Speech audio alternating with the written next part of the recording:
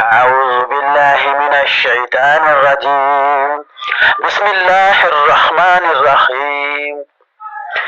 میرے پیارے پیارے بھائیوں، پیاری پیاری بہنوں، پیارے پیارے بزرگوں اور خاص الخاص پیارے پیارے اونار بچوں، السلام علیکم ورحمۃ اللہ وبرکاتہ۔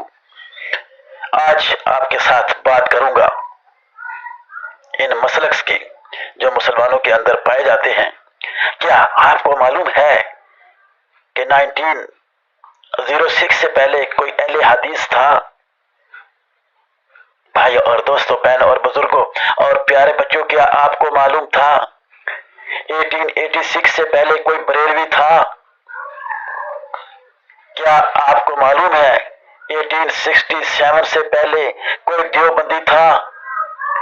کیا آپ کو معلوم ہے 250 ہجری سے پہلے کوئی حملی تھا؟ پیارے بھائی اور دوست اور بزرگوں اور خاص الخاص پیارے بچوں، 200 ہجری سے پہلے کوئی مالکی اور شافی تھا؟ پیارے بھائیوں، بہنوں اور بزرگوں، کیا 150 ہجری سے پہلے کوئی حنفی جعفری تھا؟ بڑے افسوس سے کہنا پڑتا ہے جب امام الانبیاء حضرت محمد مصطفیٰ صلی اللہ علیہ وآلہ وسلم کے دنیا سے رحلت فرماتے وقت کوئی بھی شیعہ نہیں تھا، حنبلی نہیں تھا، دیوبندی نہیں تھا، شافی نہیں تھا، جعفری نہیں تھا، صرف اور صرف مسلمان تھے۔ اور وہ مسلمان کہاں کھو گئے؟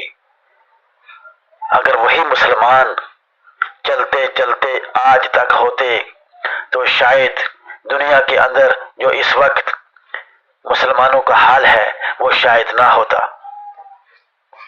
آئیے ان مسلکوں سے باہر نکلیے اور پکے اور سچے مسلمان بن جائیے۔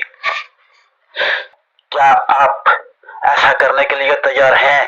تو آئیں آگے بڑھیں اور اس معاشرے کو تبدیل کریں۔